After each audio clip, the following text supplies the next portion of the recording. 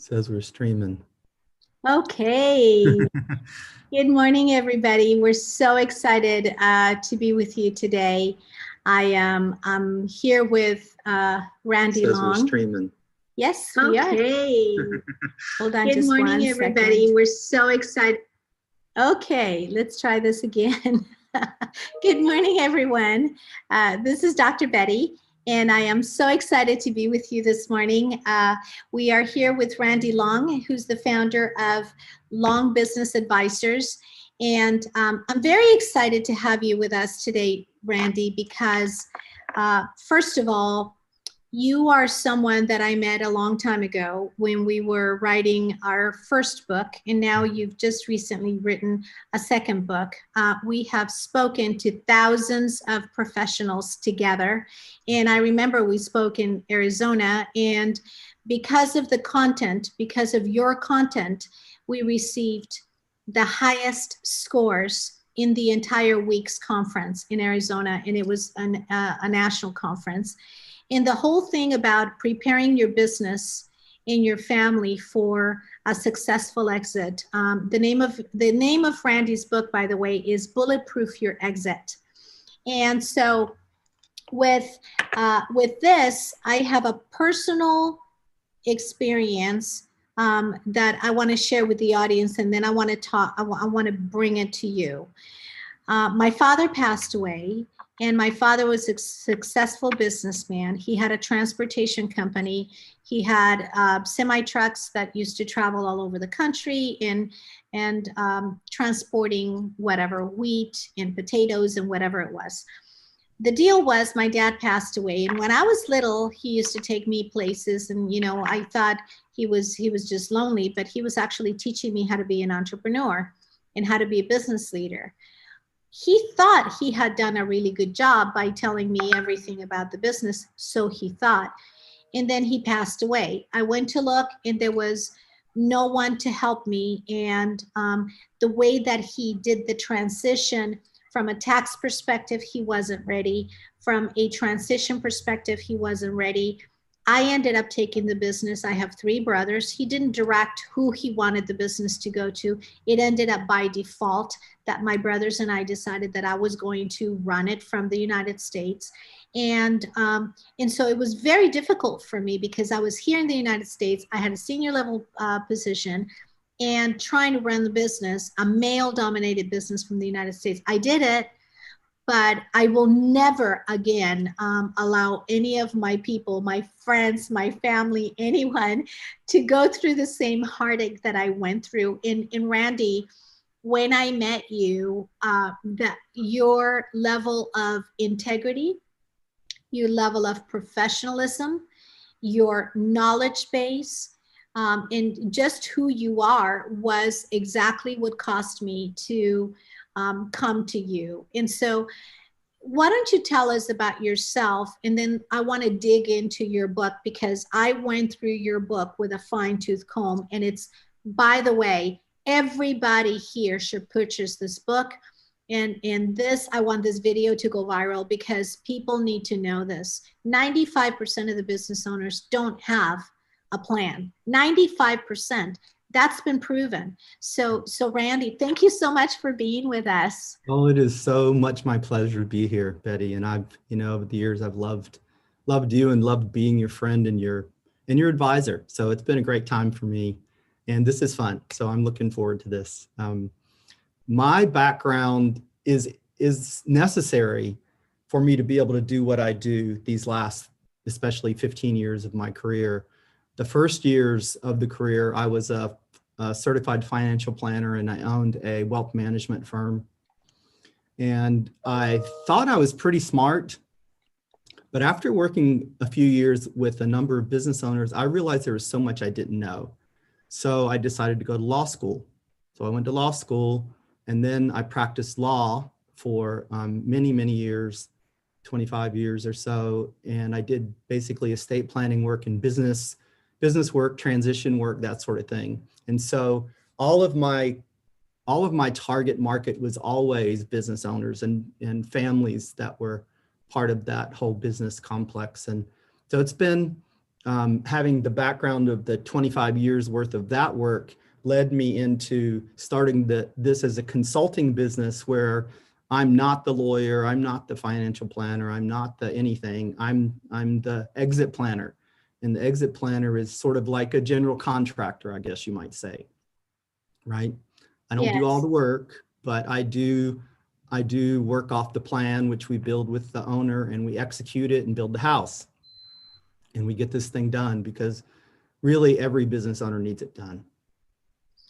I absolutely, and I want everybody to know that you have been my personal business advisor. We've had to make some moves very recently, and we've had to do some different things. And for years now, you've been an advisor to me personally, and I love you and I trust you, and it's just your process. Let me give you some scenarios and. Of some of the conversations that you and I have had that I think a lot of the audience shares also. And so let's talk about a business owner who is thinking about selling a business. And it was a friend of mine who was thinking about selling a business. And I asked him, hey, do you have, and this happened to have been an older business owner, but it could also be a younger business owner. Yeah. And thinking about selling a business, and it was a substantial business.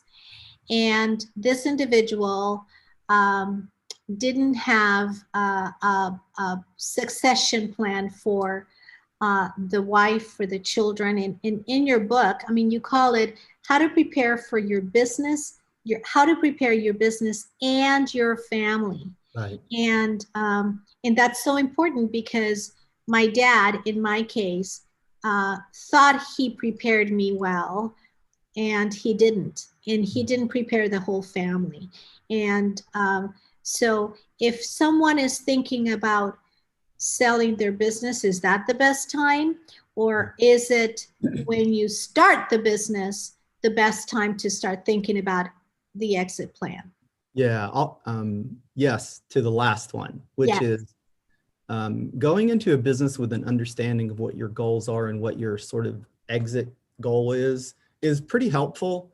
Most people don't create businesses like that. They don't grow them with that in mind necessarily. But I would say that you can do this well somewhere between 3 and 10 years. The reason I say 10 years is because some businesses are growing rapidly, and there's a lot of tax issues and things that we need. You know, some of the strategies can take up to 10 years to fully be completed. And so, but apart from the tax issues, you know, we've also pulled this off with people even as quickly as 18 months or so. It just depends on how the business is built and what kind of complexity there is and what kind of ownership structure, all that. So why would, if I'm just starting a business, why do I want to think about the exit? Because this is what I tell people is, you know, right now is the perfect time. It's almost like people talk about premarital agreements for some people that use the premarital agreements or whatever. Right. It's why at the beginning? Well, I'll give you a story. The foundational pieces of the business can, when you very first are creating the business, you can limit your success just by how you create it. Okay. So we had a case that came to us. There was a technically oriented expertise guy who came together with a marketing guy, and they together started a company 50-50, right? So the company starts off and it's going along, it does well. And about the third year into the business, the guy with the technical expertise comes to see me. And he says, I just don't know what to do. This guy has 50% of my company. You know, I can't really make decisions without him because we're both managers. And he does nothing, and I'm doing all of the work and all the growth, and I'm selling. I mean, I'm doing everything. I said, okay, let's see what we can do. So we went back and talked to the other business owner about the fact that he was intended to be the marketer and should be hitting numbers. We created certain numbers for him to hit. And if he didn't hit those, then he agreed to sell his interest. Now, he didn't have to do that. He just happened to be an honorable guy that recognized he wasn't holding up his share, but he wanted a chance to do right. And then he just realized after about 6 months, he just wasn't, he had another business he was growing and interested in. And so he just decided, pursuant to the agreement we did, the guy bought him out. And this dude is so happy now. But he realizes how close he came to working for the rest of his life or until he sells that company, 50% for somebody who gave no value. So protecting equity very early is a very big deal. Too many people give away too much equity too soon. There was, in my family, I had an uncle who was a president of a bank, and his wife was always taken care of. And he was 35 years old, very wealthy and very successful. He bought a lot next to his house to play soccer with his kids. And he wasn't expecting it, 35 years old, very healthy. He was playing soccer. Soccer's not easy to play. And all of a sudden he gets a heart attack and drops down. He doesn't make it to the hospital. He's dead. The wife inherits, this is my aunt by marriage. She inherits the business. And she inherits everything and practically lost all her money to leeches. Yeah. And I call it leeches because men came to her life and they had really good investments and people enamored and all of this that we see the widows and mostly when one of the people in a family, whether it be a man or a woman, have the business, I'm seeing that. And I've seen that so much where they weren't prepared. She wasn't prepared. She had never done anything in the business. She didn't know anything about the business.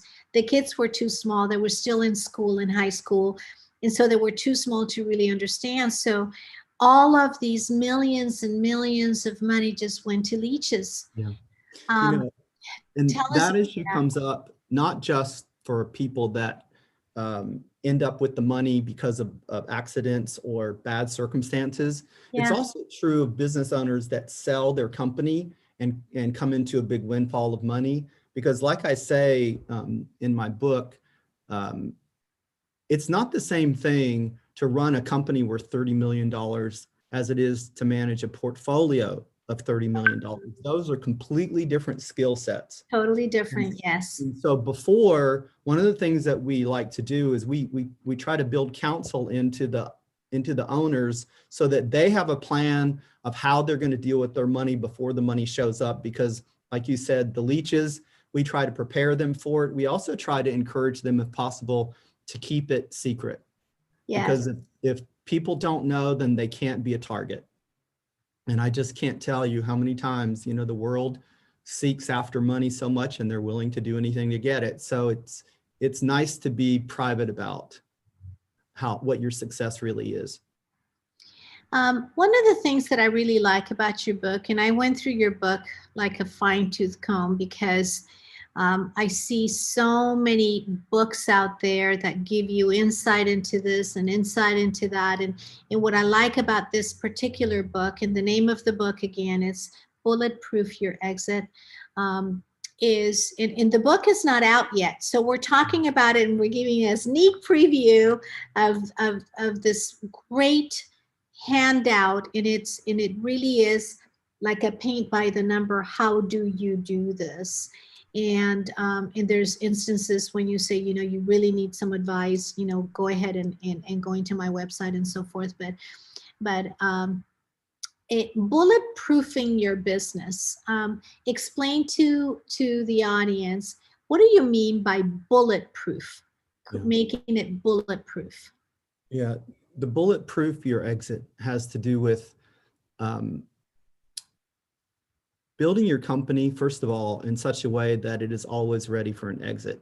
In other words, the company is being run in a way that makes it worth more money, easier to run, and ready to get out. And there are a number of steps, to kind of get to get to that. Some of them have to do with things inside the company, of course, like, you know, everything from making sure that your legal documents are clear and clean, your accounting is clear and clean, that you're not using the company as another checkbook, you know, like another checkbook for you and personal things.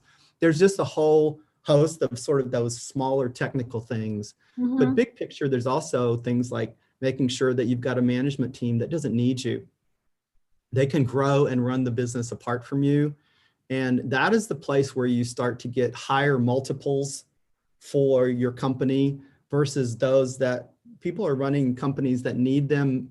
It many times turns out to be a glorified job, you know. So there's just a whole bunch of things about, you know, understanding your resources. What's the company worth? What do you have personally? How much do you need when you leave to live the kind of life you expect to live? Are you estimating what that cost is going to be reasonably? I mean, there's just this whole progression. That's why we run this as a process. And then the bulletproofing also includes protecting yourself in the event things don't go the way you hope. And that is people get disabled, people die, you know, circumstances within families change, successors that people thought they were going to leave to themselves die. I mean, I've seen some of these things go full circle where the family does everything right. And in the transition, right after the transition is complete, the child that's running the company is the heir apparent dies. I mean, I've had all kinds of these things. Yes. So you've got to, if you bulletproof the business, the way we talk about bulletproof your exit, then you're ready to pivot to the next way to make it successful in the event that your plans don't work out. Does that make sense? Oh, absolutely. It's almost like having a mesh underneath you as you're swinging, right? Yeah. So you have this opportunity to, yes, to you can pivot, and you can pivot within you've already thought ahead of time what you're going to need. It's not any different than thinking about buying a business, selling a business. And if that buy doesn't happen, then I'm going to buy this one. But we always think in terms, you know, I think the mistake, and by the way, Randy, you are an attorney, you're a certified financial planner, and you're a certified exit planner, all three of them. And very few attorneys are both of these, and very few certified financial planners or exit planners are also an attorney. And that's why I personally come to you, because I know when I'm talking to you about my business, I'm talking to you about the entire thing. And you have helped me go into business, come out of business, modify business, all of it. So what I was saying was, most of us live our life as if we have a pink slip to our life. Like we're going to live forever. And imagine that only 5%, that means 5 out of 100 business owners have an exit plan. Yeah. 5 out of 100 business owners know that they're going to die. Guess what, ladies and gentlemen? We started to die the moment we were born. We are all going there. Yep. And the idea is to get you ready for when you do depart, that your family is ready for the business. I always think, okay, I have my trust. My kids know where my trust is. My husband knows where my trust is. These are the things. Having a trust is not the same as getting your business ready. Just because you have a trust, that doesn't mean that your business is ready for you to leave. So Can you talk about that, please? Yeah, that's why the book is written, and we practice in such a way that we actually do it is an integration between the business planning side and the family planning side, because you can get the business all right and have the family wrong. And then that's not success. You know, if the family fails or things don't work the way they're supposed to, even if the business was a success for you as an individual, that makes the whole thing a failure. You know, so we don't measure success in my world by dollars. The dollars are they are a natural progression of doing what's right. But they also, once the dollars show up, it doesn't mean that it's ultimately going to be a blessing for your family or you, unless you're prepared for it to be. it can turn out like your friend. She got money, but then she was hounded by everybody. She didn't have any real financial expertise. She had no real mentors to walk her through things and protect her from the wolves. And so what was intended to be a good thing turned out to be a bad thing. Yeah. So it is the integration, if you will, of doing the business planning right and incorporating into it the family planning. Like you said, you can have the living trust, which is a good piece to have in estate planning for your family, but it doesn't necessarily resolve any of the business problems. I agree. I want to walk everybody through just the trajectory that you take the reader through the book, because you and I have had so many conversations. I feel like we've had conversations with other people, with groups of people about this topic. So I felt like I knew it pretty well. And then I read your book. And by the way, I read your book in one night. It was just a page turner, and it was so easy to read. And so you have, and I'm reading this because I actually wrote down a lot of the highlights from your book, and You sent me the notes. I remember. I was pretty impressed by that. I was digesting like all of the good stuff from it. And so from making the decision, and then assessing the resources, assembling the team, create a value catalyst. How are you going to be making your business worth exponentially more? Increasing the business durability. How can you build the actual bulletproof business for a bulletproof exit, which is the name of your book, and then leaving your legacy, and then thriving after the transition. Can we go? I think we have enough time to go and just give us a highlight on each one of these. Let's start with making the decision. Okay. Well, making the decision has to do with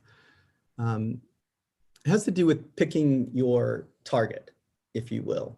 So, like Yogi Berra said something to the effect of, if you don't know where you're going, you're unlikely to get there. Yes. So, right. So identifying, I've got, a kid that works in the business. He's been here 10 years. He's working up the ranks. He's, everything is doing right, and we're planning for that. So that's kind of the target. I'm going to allow this son of mine or this daughter of mine to take over the business, and we're going to build a plan around that. Now, there may be other siblings, and so we've got to deal with those issues too. And so you got a lot of family pieces that come in, but ultimately making the decisions are, who do you want it to transition to or sell to? Yes. When do you want to do it? Timing wise, what's good for you? And then how much do you need from that to live the life that you intend to live?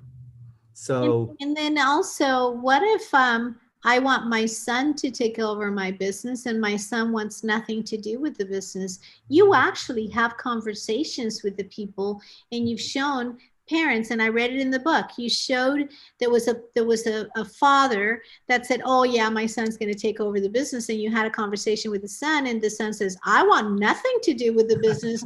And the father was just assuming, it's like, oh my gosh, he never talked to the child. Yeah. We had that happen a time or two with key employees too, when there were no kids involved and there was a natural successor of a guy that was supposed to take over. And he basically said, I'm sorry, I'm not your exit target, even though the guy started working with me and was sure he was the man, Yeah. But he's like, I'm retiring and moving to Mexico.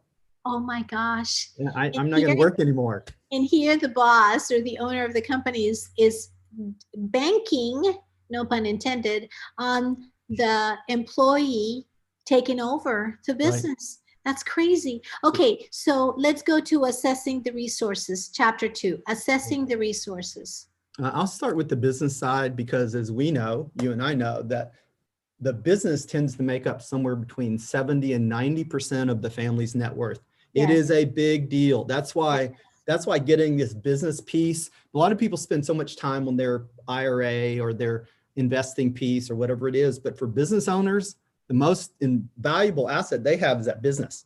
Yes. So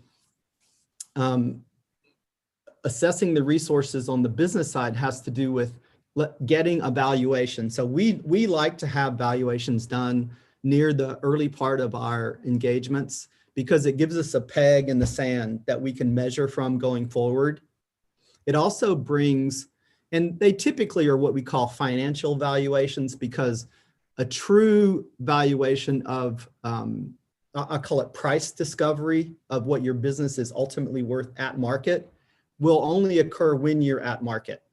And there is true price discovery because we are, hopefully we're running a controlled auction process, and we have 3, 4, 5 buyers at the table and they're bidding for the company. And that helps us get to true price discovery.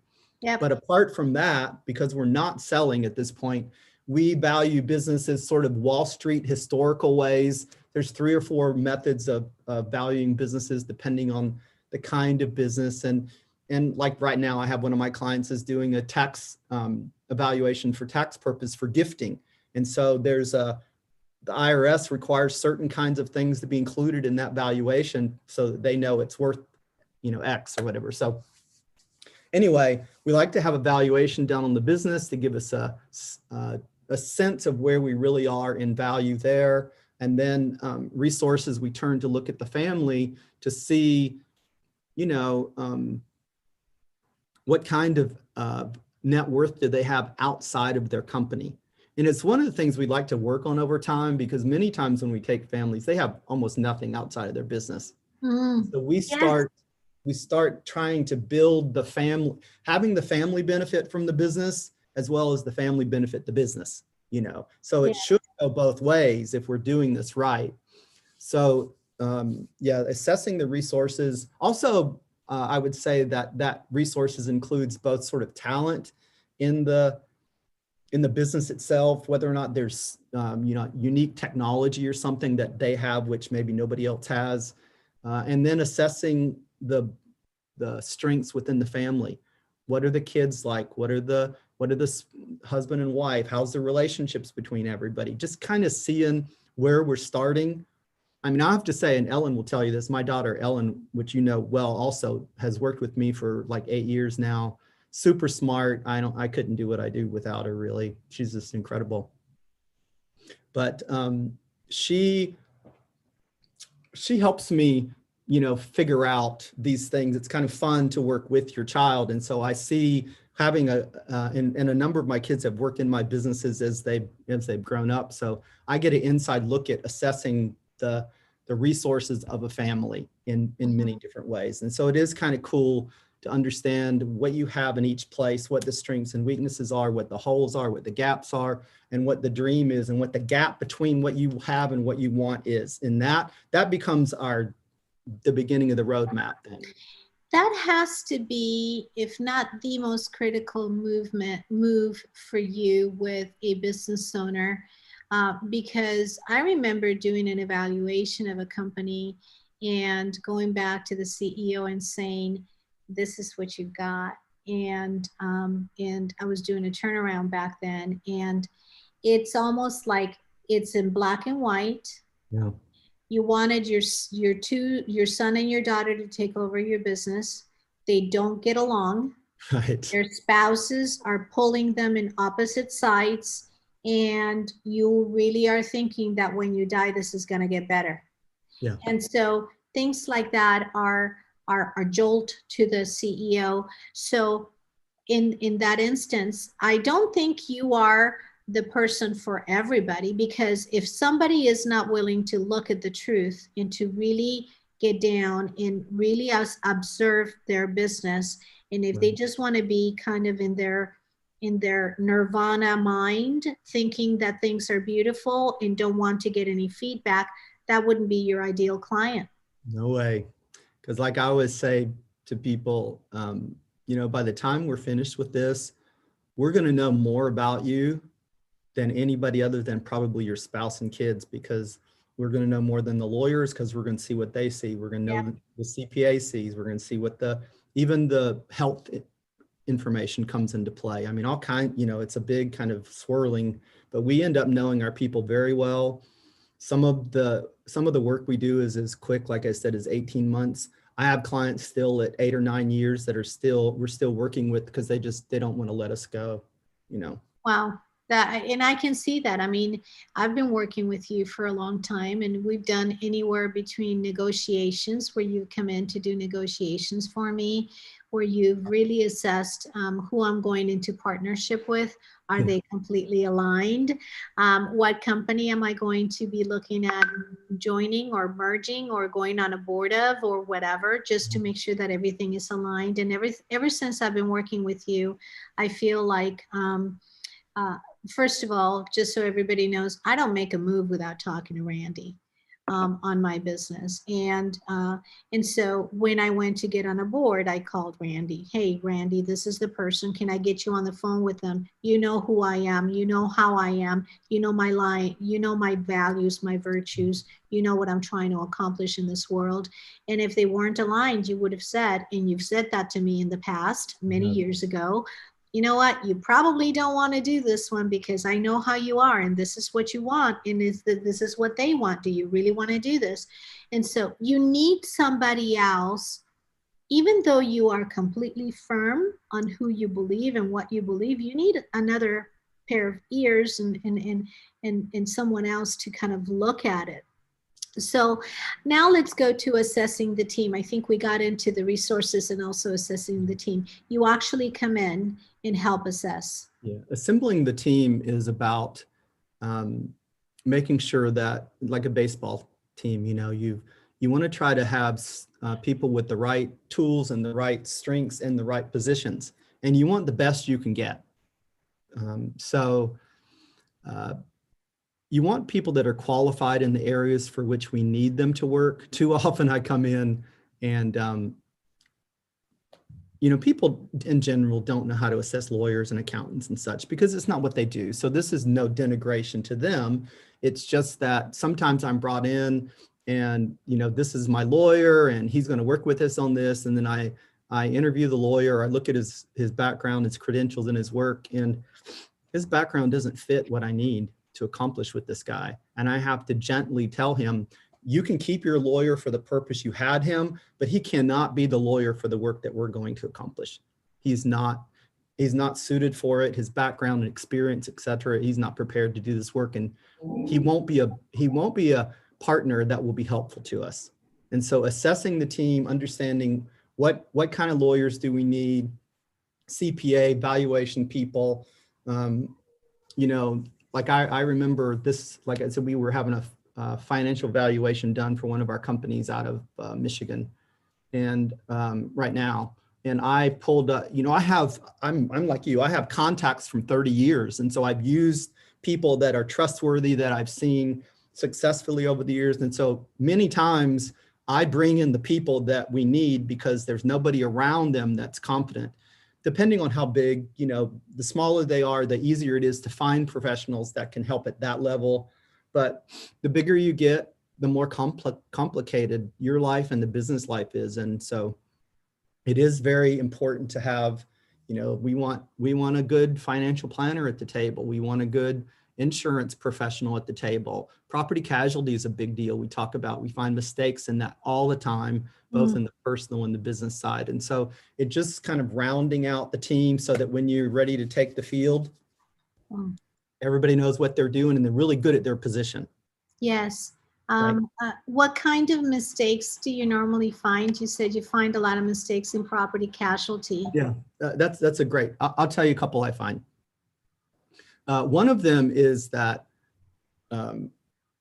people view their business professionally.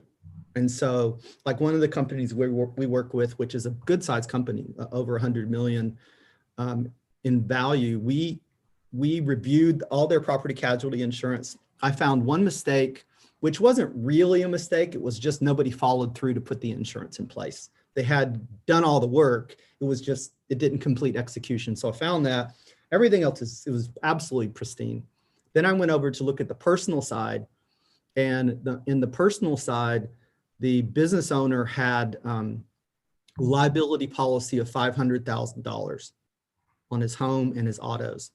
Oh, now, wow. When I said to him, I said, you know, because his wife and he had a vehicle and his wife had a vehicle, and all the other vehicles were owned by the company, but these two were personal. So I said to him, if your wife runs a red light and kills me, my wife is she's going to be a player in your company. He said, what do you mean by that? I said, well, your net worth is mostly in your company, and you have $500,000 of liability insurance, and I promise you, you will not settle my death for $500,000. Ain't going to happen. So where's the money going to come from? Maybe the net worth out of your business, maybe out of something else, but there's a judgment and you can afford to pay it. So, and I have a story too, which is a one that's really terrifying to me. We had a trucking company we worked with that came to see us, and they wanted us to kind of help them do estate planning. But when they came to us, they were a sole proprietorship. This was a case I had in California, sole proprietorship. And of course, so they're unincorporated, and they have liability insurance of $500,000. And, California is the most, one of the most litigious states in the country. And so I said to him, why aren't you incorporated? Oh, he says, well, my CPA said I didn't need to be incorporated because it wouldn't help me tax-wise. Remember I talked about having the right people in the team? Absolutely, because that dude gave him terrible advice. And for people who are watching right now, because we're live here, your CPA is only going to focus on one area. Your attorney is going to focus on another area, on the law part of it, on the legal side of it. Your financial planner is going to focus on a totally different area from a financial planning perspective. It's almost like, when you're going to go have an operation, you don't just have the expert in that particular field. You have other people to see, okay, if we touch this, how is that going to affect the other part of the body? It's not any different. So right. Go ahead. I just wanted to make that analogy because I want the business owners that are currently watching right now to see that. Yeah, it's a great point. The way this came out, we finished the work, we incorporated them, we put in place $10 million liability policy. And about 6 months later, I get the phone call that there has been an accident. One of the trucks was running empty and it had some steel bars kind of tied on the flatbed. And one of the bars worked its way out and bounced onto the road and went through a windshield. Oh my gosh. Wasn't pretty. So, but the good part about it is that, and I don't mean this, obviously the family is really, really impacted on this. But if that family would have been, if it had happened to him prior to our work, he wouldn't have had much assets to be able to take care of them with, right? In this case, because we had a $10 million liability policy, that $10 million, they settled the case for $10 million to make the family whole, right? So he got to keep the business, which he's extremely lucky that he did. They got $10 million. Everybody's a winner because there was planning done. If there was no planning, everybody's destroyed. It's terrible, honestly. It is. Those are the kinds of things. And I think that the individuals, and I'm not just talking about business owners, this is the family members, this is our livelihood. And we're thinking that we have a certain amount and okay, I can do with that amount, but we don't know what we don't know. And this is where you come in and you've given me that advice is, Betty, you need more. And I thought that whatever I had in life insurance or whatever it was going to be enough because that is what I live on right now. But my income is going to be gone when I die. So what is that going to look like? Right. So it's so complex when you get into it, and then you get your emotions into it. And that's when we get ourselves in trouble, when we get our emotions into it. And, especially if you're a business owner, this is your baby.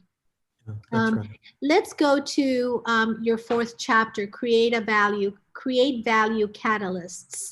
How are you going to make your business worth exponentially more? I have learned more about that from you than, oh my gosh, I thought I knew so much, and I've been in this business for such a long time, and here you come. So can you enlighten us? So we've talked about the one that I think is kind of the foundational piece, which is building a management team. Yeah. that can run the company, that can grow the company, run the company, and free you up. And I love to tell my business owners, look, it isn't that I'm trying to force you to sell. It's that I want you to be able to live the life that you really want to live. And so a number of our business owners have gotten to the point where they still own the company. The management team runs the company. A couple of them travel about, not some of, they're home now, because of the COVID world, but prior to COVID, they were traveling 50% of the year, literally. And then while they're traveling though, we keep them travel with a purpose. So I like them to have fun, but I also like them to be able to visit other countries and other companies that do similar things in their field so that they can stay ahead on what's coming down the line. And then they can come back with ideas for the management team, on changes or updates, things. It's one of my clients is a very large farmer. I won't say what kind of business, but he has been traveling the world for probably 7 years now, and his only job is to find new varieties. Oh, wow. And so he travels all over Israel, Greece, everywhere, and then going in and deep and getting to know farmers and who's growing what, and and nurseries around. That's kind of my point. Is it isn't that I'm trying to take them away necessarily from loving the business. I'm just trying to get them to be at a point in their career where their highest and best use is with their mind. Yes. Not having them physically in the chair. I was talking to a general early this morning, and she worked for the White House and the Pentagon, and I've had her here before, and I'll bring her back because, from a leadership perspective, what I find is when you first start your business, you start because of a passion, not because you're really good at running a business, but because you have a passion at cooking, you have a passion at whatever it is, right? And then you start growing, you have to learn how to do this. And when you get to a certain level, and this is what you're talking about, the best use of your time is to have the best team around you so that you can delegate for them, so that you can do your own genius. What is it that your genius is? What's your superpower? You've got to be able to have the right team around you, and not just the right individuals, the right numbers of individuals and the right combination of individuals, so that the combined, you make a good enough team so that you then can go out and utilize your own genius that nobody else has. Why? Because you're the one that has the years of experience behind you. Your decisions are going to be a lot quicker. If you leave it for somebody else, they don't have the experience. And that's where I've seen businesses and families completely fail. Yeah. And it does when you get to be taken out of the day-to-day management, it frees up mind space and your creativity explodes. Oh, It's a good thing. So that's one of the things is management team for the benefit of everybody. Yes. Secondly, a diverse customer base is very helpful, because if I've got a company that has one major client, I'm going to get and that may be fine. I may be making good money, but somebody that's going to buy the business is going to discount that business pretty precipitously, because they know if they lose that one company, there is no company. That's right. And so we like to see no business, no relationship be more than 10% of the income or the revenue of the business. So that's kind of, oh my gosh, it's 10%. we don't like to see one any more than 10 if we can help it. Wow. We like well, it to. I've seen it where one business, and right now with COVID, this is the time, because a lot of businesses are pivoting and pivoting right after they pivoted already. They're starting to pivot again. Right. And in having that diversification is so important. We always talk about it, diversification and investments. Yeah. That's right. Another one that I don't think people think of as necessarily as a catalyst, but from my perspective, having recurring revenue and a growing recurring revenue combination, business people that are buying businesses, they love that, because they don't have to go in and recreate everything every year and resell everything. They know that there's a loyal customer base that loves what they do. And so that means every year they build from the prior year. They're not building it, starting over on selling. It's like on a product level, whatever you're selling new every year. But when you've got recurring revenue because of businesses, services, or some sort of a product line that continues to evolve every year, like software as an example. You might update the software, but the software is still the accounting software. Yes. You follow me? Yes. So those are some things that can add some exponentiality, if you will, to business. And I'll do one more. We could keep going, but another one that comes into play, I think, that gives a catalyst is a proprietary technology. So you have invented something, you've thought of something, and I work with a couple of patent lawyers for our clients. You've patented this thing, and the idea that you've spent, you might have, if somebody just looked at the numbers and it shows, you've spent a lot of money, your revenue hasn't been great the last 3 years. It might not seem like the company's worth much, but when you get behind the numbers and you look and see that the money was spent to develop a new technology, Mm-hmm. now all of a sudden the technology is ready to go into business. Now it explodes it, So those are a few of the idea of value catalysts. Yeah. And you've got an eye, because I've seen how you think. I've had enough experience personally with you, and the businesses that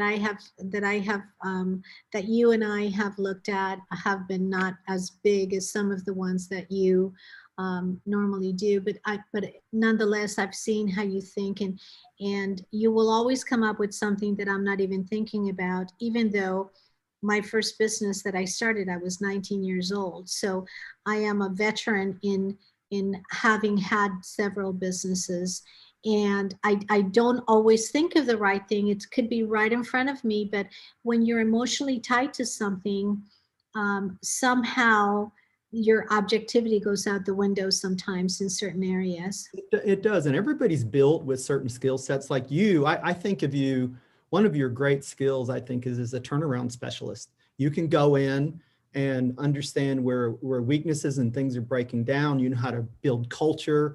You know how to create leadership that's failing in a company. I mean, you have certain things, and then turning the company around to make it profitable again when everybody seems to want to give up hope on it. You have that kind of vision to flip things around, which is obviously a skill set I'm not as great at as you would be, for sure. But so you think certain ways. It's the things that are outside of that. And so I've tried to, that's why I said my background is not, I couldn't do this work in the first 15 or 20 years of my career because I didn't have a broad enough background yet. Because I really think the thing that sets us apart from most of the people that now there's the last 2 years, everybody decides that they're an exit planner all of a sudden, but we've been doing it a long time. And the thing that I think sets us apart from most of these people is, I'm not an insurance guy selling insurance. I'm not a certified financial planner selling, I'm managing money for our clients. We don't have a vested interest other than that they pay us for the advice. Yeah. Right. And that's it. And that's what makes you so much better. And let alone your integrity and your reputation precedes you. But let's continue with the book. We have another 11 minutes left, and it's perfect. So creating value catalysts. We talked about how do you make your business exponentially more. And some people are asking, when is the book available? Because they seem to be really interested in it. It's supposed to be released, I think, October 31st. So we're about 2 weeks away. Okay, so once the book is released, perhaps you can come back after it's been released. And then I was thinking about pairing you up with someone who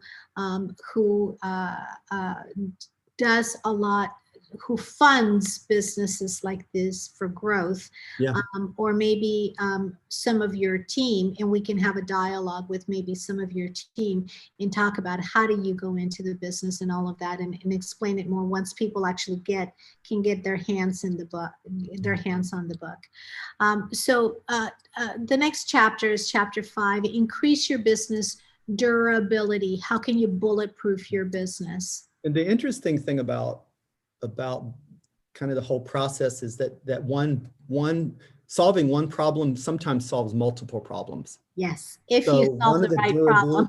one of those durability pieces is having a management team, because again, if something happens to you, if you're disabled, if you die, the company doesn't fold. Yes. So that's one thing. Secondly, having like buy-sell agreements in place, having stay bonuses in place for people to make sure that if I want to sell my company in 3 years, and I've got key employees that I know I need to be able to sell that business as part of my team, then we will build a plan to encourage them to stay at least a year or 18 months past the sale. And if they do so, they get a bonus of substantial amounts of money, typically 6 months to a year and a half of salary. So a pretty good number. And isn't it better to have those conversations when the employee's being engaged than having to do it at the very last minute? Because if I'm having to do it at the very last minute, I'm stuck. I'm stuck. And the price just went up, right? That's right. They have leverage against you. That's terrible. It's horrific. No. So if you're able to think about all of these things, then it's so much better ahead of time, and you can think about it peacefully. You're talking to the person when they're in a good position, you're both in a good position, and then it's a leveled, equal conversation, which is how I like to do the negotiations, right? So where everybody's winning and not one is taking advantage of the other. Yeah, I will say, if you have more than one, if there's more shareholders or partners than just you, then you must have a buy-sell agreement. It prevents litigation, conflict. And then I'll say one point too about funding it. Sometimes that is funded with life insurance on the partners' lives. Mm-hmm. Now, I find one of the mistakes I find is when I come in is that the company is deducting the policy. I mean, is deducting the payment for the policy every year. Okay. So they're making it a business expense. They're buying the insurance, but they're deducting it. The tax law basically says that if you're deducting that payment, then the income, I mean, the proceeds from the life insurance policy, they're taxable then to the company. Did you hear that? Yes, I just because the insurance people will come in and say, well, life insurance is tax-free when you get it. And that's true, but businesses many times the CPAs aren't aware of it and aren't catching that kind of a thing. So there's all these little, kind of things that everybody get their arms all around. So we're looking for a bunch of things like that. Yeah. It's almost like they get around their little piece of the pie, but not everything. It's like Adriana was saying, it's the same body in different organs. Each organ has its own little area, and so each CPA is looking for only one thing, and then the advisor is looking for only one thing. And so that's the problem. There isn't a unified body that is looking at everything from a 30,000-foot level view, and who can actually bring the right team. And that's where you were talking about assembling the right team, is the right team that really can understand and can collaborate really well with one another, that are not pushing to be the number territory. One favorite, or exactly. I want to be right. Yeah, I know. So let's go to the last chapter, thriving, penultimate, living your legacy, and then thriving after transition. Yeah. The living your legacy piece for me is trying to make people understand that I don't want them just to leave a legacy. I want them to benefit during their lifetime, and their family to benefit during their lifetime. I want them to have deep, I want them to be economically successful. I want them to have a business that is extremely well run and financially successful, and the family is successful. It's got family and finance. And then I also love for them, most of the people we work with at some level have a deep faith in God. And so the living your legacy is the things that you want to pass down to your children. Money is a small part of it. Living your legacy is what we give back to we give to our employees and our kids and in our community. That's living a legacy so that everybody's benefiting from the work that you have done. And it's a blessing to you to be a giver instead of a taker. That's living a legacy, right? Okay. Okay. Now I get what you're talking about. You talk about legacy in all the industries that I'm aware of. It's always about the kind of money you leave and how it's going to be put in trust for the kids. And those things can be important, but they're a small part of what matters is legacy, truthfully. Yes. Yeah. Right. And it's interesting because I give a lot of thought to what legacy am I going to leave behind? And then also, how am I showing up today? So what you're talking about is more, am I showing up today in a way that would substantiate the kind of legacy that I want to leave? That's right. To me, if you've been successful in raising your family and making your kids productive and your business is successful, and you just decide that when you transition out, that all you're going to do is hit a golf ball around for the rest of your life, how is that benefiting anybody? That is not I love for people to be able to play golf. Golf is not a life. That's my point. No. So this part about thriving after transition, which is kind of near the end here, we want the people to understand that we want all of our business owners, when they go, we want them to go to something, not just from something. And so working on that ahead of time, because most business owners, I'll tell you this from experience, most business owners will get depressed after the sale of the company. I don't care if it's, and it isn't, and Randy, that's not just business owners. It's also people who have been working for a very large company and all of a sudden they're looking forward to retirement. They're looking forward to retirement. Somebody asked me this week, just this week, so are you ever going to retire? And I said, if it is your sense of retirement, like rocking in the rocking chair and going and golfing and playing tennis and doing that for the rest of my life, absolutely never. I will do that when I don't know, when my body just can't do it, that's when it'll happen. But what kind of retirement life do you really want? And it's kind of a transition into a different kind of a life, right? It is. And so are you living your legacy now? I had a conversation with actually several people since COVID started, and they were getting ready to retire. And they said, Betty, how did you do it? How did you leave? Because I was out of banking for exactly a year. Right. If we would have planned it, it wouldn't have been so perfect. That's why it wasn't planned. This was not my plan. But you were busy that year, right? Yes. Yes, you were. I was very busy. I was helping communities. I had a lot of different things, and it was because I had already built what my legacy was going to be. Living your legacy. I was already living it. That's right. So for me, the transition from executive vice president to CEO of my own company, it was a very natural move. It just very smoothly, I just went in, and then again, very smoothly, I just came back into corporate. So it's interesting that we tend to, again, back to my essence at the very beginning, and then I'm going to turn it over to you. We tend to live our life as if we are never going to die. We tend to look at things myopically. That's right. And we tend to only focus on what's right in front of us.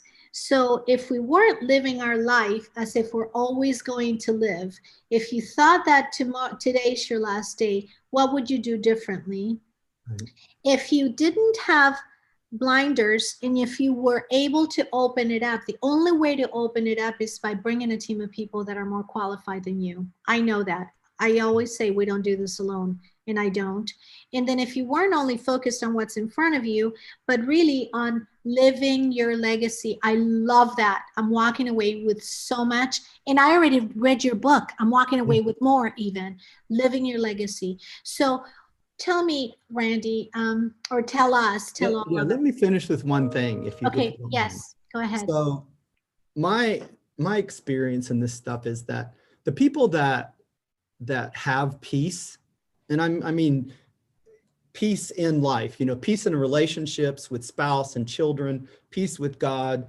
These are people that have determined to do what is right every day, right? So this, in understanding and having peace about what's going to happen to your business or what's going on in your business has to do with, doing what is right. And when I say doing what's right, it's sometimes you don't have a feeling for what's right, which is where, advisors come into place. They can give you a sense or a view of things that you don't see. They can help you get enough information to make good decisions, because ultimately I don't make the decisions.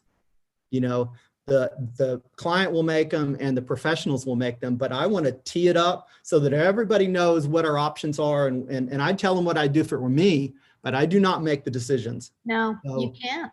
right. So, but I'm bringing, and my experience too shows me that when the business owner does what's right within his family and does this exit planning work, when we're finished with it or in the middle of it, you see the spouses. Many times we've worked with people who are on the edge of divorce, and the marriages have been saved because all of a sudden the spouse is brought in. They're part of the process. We don't work with the business owner alone. If we're not going to engage the family and the other major shareholders, we can't do the work that matters. No, because that is the work that matters. And it's so interesting because there's a dialogue going on in the chat room where people are talking about how the family is the most important business. Adriana just said the family is the most important business. At the end of the day, it's all about the family. Yeah, I mean, it's like there's a guy I know that does a radio show, and he says when he finishes his show, he basically says we should all now go home to what our real work is, which is raising and shepherding our families. And this other stuff is a means to that. It helps us get to it, but it is not the thing, right? No, it is not the thing. The thing is the thing. And don't forget what the thing really is. So if you had one piece of advice to the people who are watching and to the people who are going to be watching this, Yeah. I've lived it personally since I took over my father's transportation business. Since I started my first business, I was, wet behind the ears. It was a manufacturing company, and I didn't know what I was doing, but I did it anyway. And so, what would your advice be to either business owners and to families who are families of, they don't have a say-so right now, but they see their dad or their mom go to their business every day or go to their work every day? What would be the best advice that you could give? I would say start incorporating your children into your business life as soon as you can. I mean, like I said, all of our children, when there was, they're 6, 8 or whatever it is, they started, vacuuming the floors and taking the trash out and eventually cleaning the bathrooms. And then they got old enough where that they could do things. We had a farm too when we lived in California. And so we would have them do simple farm labor. And they would do their, my wife taught them how to do their own wash by the time they were 6 or 8. And after that, they were running the washing machines and doing their own clothes. Just, making your children responsible and making them part of the business because they see that this is me, Yes. So, and even if they choose not to stay in that, it is a business that incorporates the family can be really good glue, as well as obviously as the faith side. But the business can also be a glue that helps keep families together.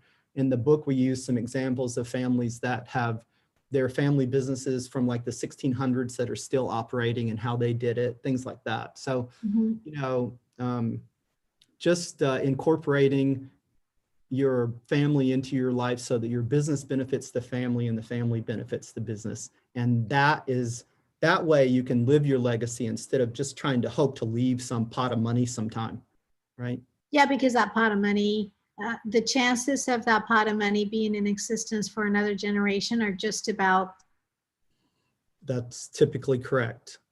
Unless they're well-trained, like I said. That's right? the only time. Absolutely. Right. So when they're well trained and they want to be there and they appreciate it and they know exactly what's going on, that's the only time. I've lived it in my own family. I've lived it in my friends and in many clients. So Randy, thank you so much for taking this time. I have always known you to be a giver, an abundant giver, and you live a life of values and virtues. I know you personally, and I can't thank you enough for everything that you have done for my family personally, because what the conversations that we always had around my business or things that I wanted to do and all of that, and how you've prepared me personally. Generations, for generations, it's just wonderful to have somebody like you by my side. And if it isn't Randy, you need somebody that knows as much. So I love your book, and I can't wait to be able to share your book with the world, because it was such an amazing book, or it is such an amazing book. Thank you so much for being with us. And to everybody, thank you so much for being with us. Please, save a business, save a family, save a life. So please just forward this, not because I want any notoriety. I want to make sure that we gave a lot of value. And thank you, Randy. You shared so abundantly and so freely that I know that just this video alone will get people to kind of think twice about how they're running their business, how they're running their life. And if you can share abundantly, I would very much appreciate it. And I know that the people that receive it will appreciate it. Thank you, Randy, for being with us. You're so welcome. And I'm thankful to be here. And the good Lord has been good to me. And I try to share what he's given to me.